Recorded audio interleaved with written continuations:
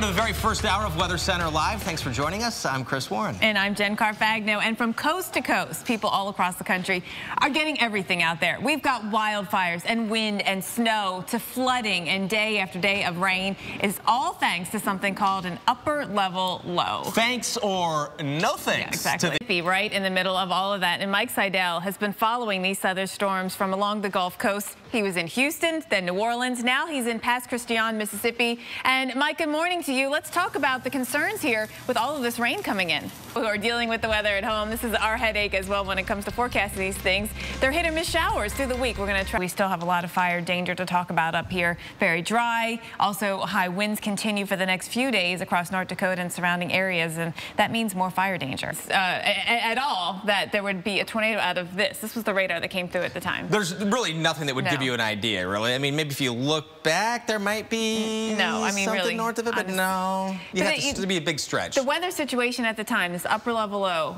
overhead, these funnels, these sort of cold air funnels, so to speak, would be the kind of situation that gets us a tornado in Oregon. And that's the only thing when you hear about this is meteorologists say, okay, there was the cold air aloft, and that's you can see that's when it does happen. West of the Cascades is when that happens. Right. Yeah.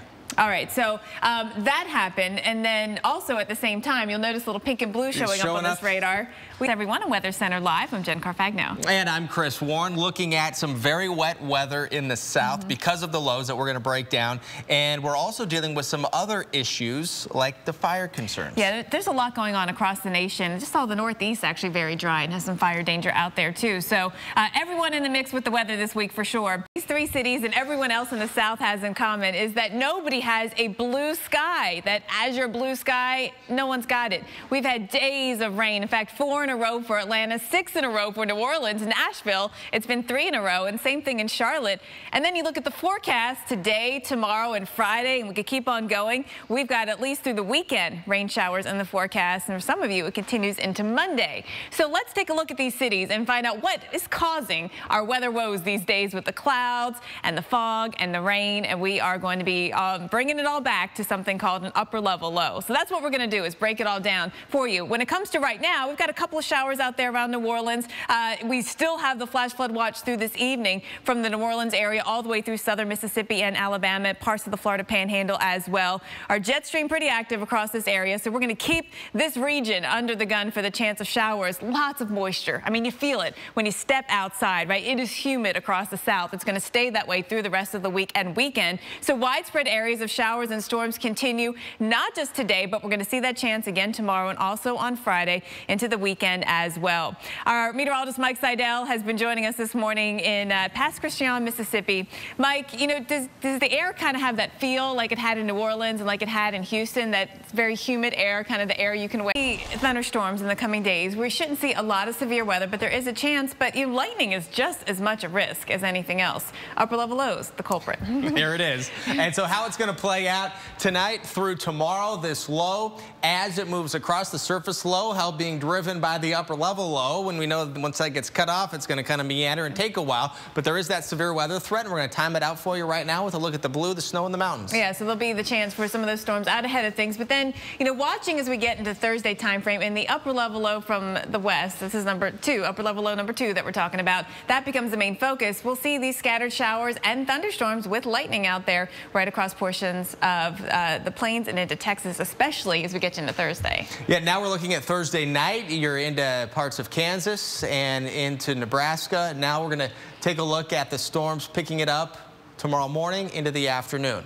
All right, so you can see Texas on Thursday. This is where we're likely to see some thunderstorms pop. And not only lightning, but hail will also be another threat with these storms. And next hour, we'll talk a little more about how you get hail out of these kind of storms. Also, summer right around the corner. Most ski resorts across the country planning for summertime activities. Not so on Mountain Hill. Be ready for more rain. You know, driving in cloudy skies is actually kind of nice, right? You don't have the sun glare. Clouds are okay, but driving in the rain is such a headache. And with the days of rain that we're expecting, you know, you worry about hydroplaning and everything else. Yeah, it can be downright dangerous driving at high speeds in the rain. And then you factor in the threat for severe weather. That's the area in red here. You factor in the wind and even the heavier rain and the lightning, which all can be distracting. I mean, this is all week, right? Look, we're still talking Saturday. We're still talking rain out here. I-10, what a tough drive.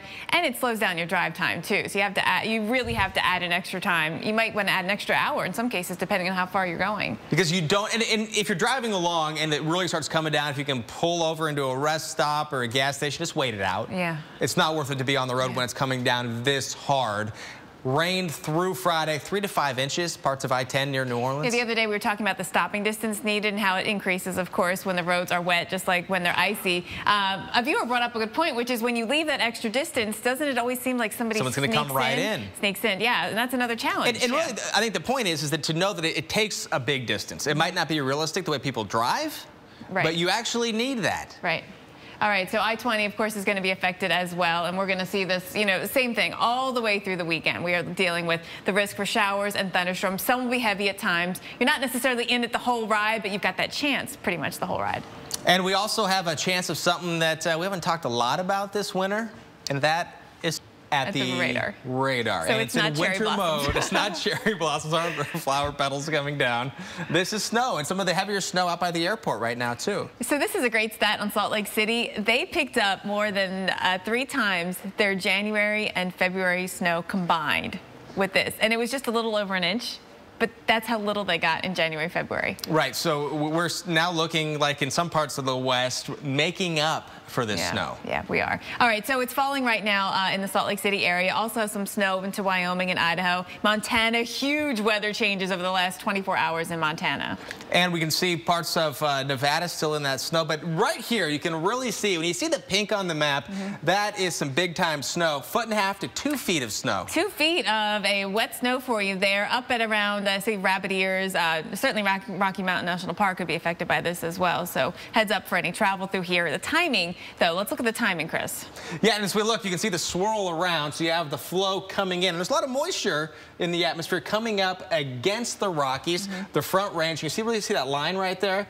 And that's where you're going to end up with quite a bit of snow, a lot of snow, as we were just talking about. It's going to be an elevation snow for sure. Denver, we're not likely to see a whole lot, but you go up in the mountains and you'll get it. Look at Estes Park, 19 inches. Wow. So quite a bit. And you were talking about going up in elevation. And this is a 2D look here. 45 degrees in Denver. You go up in elevation. It gets a little bit colder by the time you get to Estes Park, where you're going to see several inches of snow. And now here's a profile of the atmosphere. And there it is, 45 into the 30-degree range. You're at 2,000 to 4,000 feet in elevation. Yeah, simply by going up in altitude, the air is going to get colder. And so we will be looking at that, helping out with the snowfall here in the Rockies. Some great spring skiing. I don't know if any resorts are still open out here, Chris, but it would be great this weekend. Yeah, it's going to be pretty nice to have some snow if you're still looking for some of that winter weather. Yeah. All right, so